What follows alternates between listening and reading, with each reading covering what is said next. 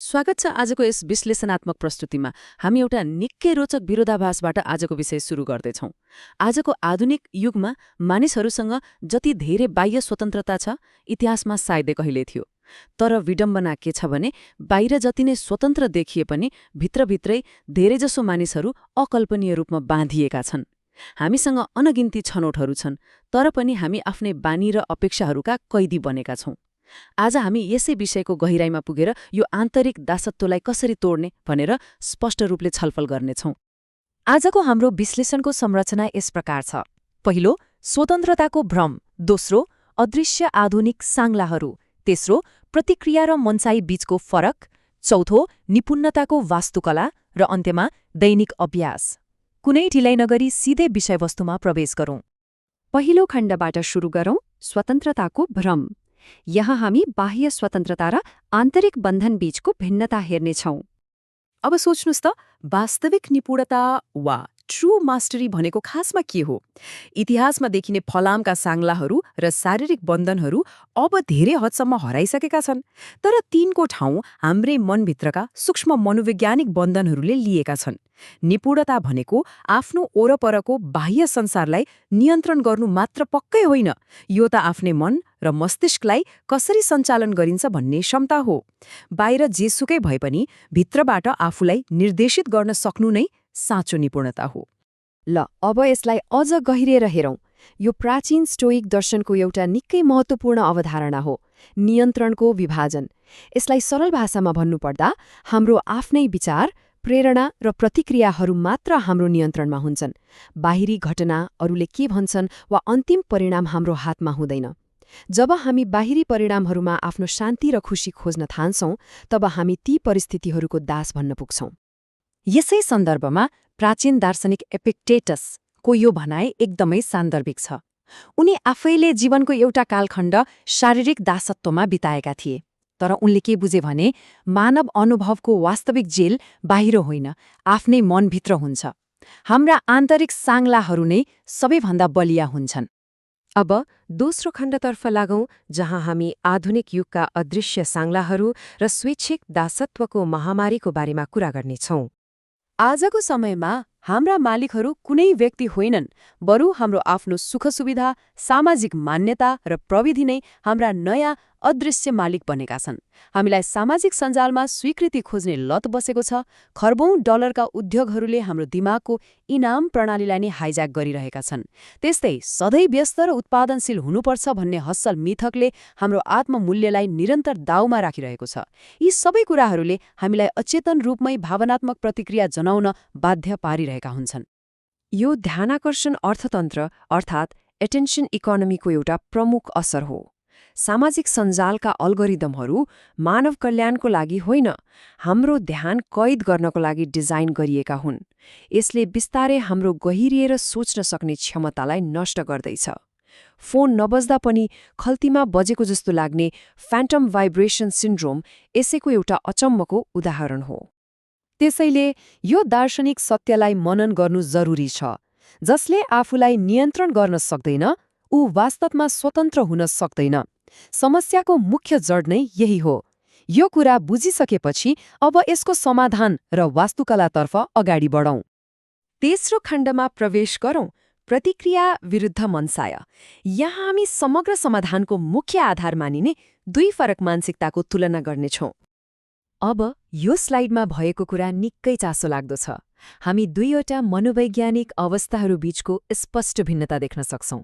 एकातिर दास मानसिकता छ, जसले सधैँ प्रतिक्रिया जनाउँछ, परिस्थितिलाई दोष दिन्छ र बाह्य स्वीकृति खोज्छ। अर्कोतिर मास्टर मानसिकता छ, जसले आफ्नो जीवनको पूर्ण जिम्मेवारी आफै लिन्छ। परिस्थिति जस्तो सुकै कठिन किन नहोस्, आफ्नो दिशा तय गर्ने जिम्मेवारी आफ्नै हो भन्ने यसले स्वीकार गर्छ। यो पूर्ण रूपमा आन्तरिक शक्ति र मापदण्डबाट सञ्चालित हुन्छ।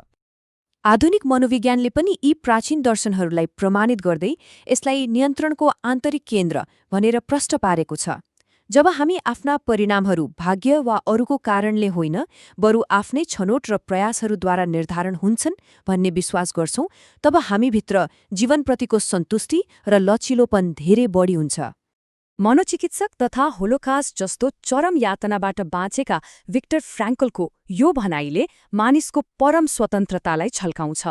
उनले भनेका छन् कि उत्तेजना र प्रतिक्रियाको बीचमा एउटा खाली ठाउँ हुन्छ र त्यही ठाउँमा हाम्रो स्वतन्त्रता लुकेको हुन्छ। जस्तोसुकै कठिन परिस्थितिमा पनि आफ्नो दृष्टिकोण छनौट गर्ने शक्ति कसैले खोज्न सक्दैन। हाम्रो चौथो खण्ड हो निपुणताको वास्तुकला। यहाँ हामी दर्शनबाट अघि बढेर व्यावहारिक समाधानतर्फ लाग्नेछौँ। आफूलाई बाँध्ने साङ्लाहरूलाई चिन्नु त पहिलो कदम मात्र हो। वास्तविक मुक्ति पाउनको लागि एउटा योजनाबद्ध डिजाइन आवश्यक पर्छ। सधैँभरि इच्छाशक्तिले मात्र काम गर्दैन। यी 4 स्तम्भहरू हुन् जसले निपुणताको बलियो वास्तुकला निर्माण गर्छन्। यदि हाम्रो वरपरको वातावरण नै गलत तरिकाले डिजाइन गरिएको छ भने जतिसुकै अनुशासन भए पनि त्यसले काम गर्दैन। त्यसैले आत्मज्ञान, सही वातावरणीय डिजाइन, भावनाको नियमन र सही बानीको विकास गर्नु अपरिहार्य छ।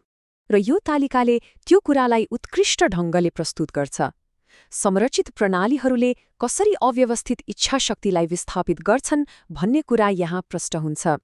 जस्तै फोन राख्ने ठाउँमा किताबहरू राख्ने हो भने त्यसले हाम्रो व्यवहारलाई स्वतः परिवर्तन गरिदिन्छ। कुनै कुरामा हतारिएर प्रतिक्रिया दिनु अघि गहिरो सास फेर्ने अभ्यासले हाम्रो स्नायु प्रणालीलाई शान्त बनाउँछ।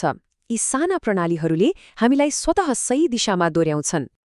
खासमा भन्नुपर्दा लक्ष्यहरू भनेका केवल गन्तव्य हुन्, तर हाम्रा दैनिक प्रणालीहरू ती सवारी साधन हुन् जसले हामीलाई त्यहाँसम्म पुर्याउँछन्। मानिसहरू अक्सर आफ्ना लक्ष्यहरूको उचाइमा पुग्दैनन्, बरु उनीहरू आफूले बनाएका प्रणालीहरूको स्तरमा झर्छन्। गन्तव्य जतिसुकै राम्रो भए पनि सवारी साधन गतिलो छैन भने त्यहाँ पुग्न सकिँदैन। अब अन्तिम खण्डमा जाउँ, दैनिक अभ्यास। हाम्रा सामान्य लाग्ने साना पलहरूले नै समग्र जीवनको निर्माण गर्छन्। तथ्याङ्क अनुसार एउटा औसत वयस्क मानिसले दिनमा लगभग 35,000 निर्णयहरू गर्छ। सुन्दा अचम्म लाग्न सक्छ, तर ठूला घोषणाहरूले होइन, दिनहुँ गरिने यिनै साना निर्णयहरूले हाम्रो जीवन बन्छ। यदि यी निर्णयहरूलाई व्यवस्थित गरिएन भने यसले निकै छिटो डिसिजन फेटिग अर्थात् निर्णय क्षमतामा थकान ल्याउँछ र हामीलाई अचेतन रूपमै प्रतिक्रियात्मक बनाइदिन्छ। त्यसैले यी 4वटा दैनिक अभ्यासहरू निकै सहयोगी हुन सक्छन्। पहिलो, बिहान उठ्ने बित्तिकै बाहिरी संसारलाई भन्दा आफ्नो आन्तरिक स्थिरतालाई प्राथमिकता दिने। दोस्रो, फोनका नोटिफिकेशन्सहरू बन्द गरेर आफ्नो महत्त्वपूर्ण काममा ध्यान दिने। तेस्रो, शरीरलाई सक्रिय राखेर र पर्याप्त आराम गरेर स्नायु प्रणालीलाई सन्तुलित बनाउने। र चौथो, दिनको अन्त्यमा आफूप्रति दयालु हुँदै दिनभरिको समीक्षा गर्ने। यी कदमहरूले हाम्रो जीवनमा ठूलो परिवर्तन ल्याउन सक्छन्। अर्को महत्त्वपूर्ण कुरा, कसैलाई होइन भन्नु भनेको सधैँ अस्वीकार गर्नु मात्र होइन। यो त एउटा स्पष्ट सीमाना कोर्नु हो जसले हाम्रो आफ्नै ध्यान र निष्ठाको रक्षा गर्छ। जब हामी आफ्ना मूल्य मान्यतासँग नमिल्ने कुराहरूलाई हो भन्छौँ, तब हामीले अप्रत्यक्ष रूपमा आफ्ना अति आवश्यक कुराहरूलाई होइन भनिरहेका हुन्छौँ। त्यसैले सीमानाहरू कोर्न सिक्नु अत्यावश्यक छ। आजको हाम्रो विश्लेषणको मुख्य निष्कर्ष नै यही हो। साङ्लाहरू फलामले बनेका हुँदैनन्। ती त हाम्रा आफ्नै बानी, डर र अचेतन सम्झौताहरूले बुनिएका हुन्छन्। आन्तरिक स्वतन्त्रता भनेको कुनै एक दिन पुगिने अन्तिम गन्तव्य होइन। यो त निरन्तर गरिने अभ्यास हो, एउटा निरन्तर प्रक्रिया हो जसलाई हामीले सधैँ निखार्दै लैजानुपर्छ। हाम्रो आजको यो विश्लेषणात्मक प्रस्तुति एउटा गहिरो प्रश्नका साथ टुङ्गिन्छ। एउटा जीवनमा कसको शासन चल्छ?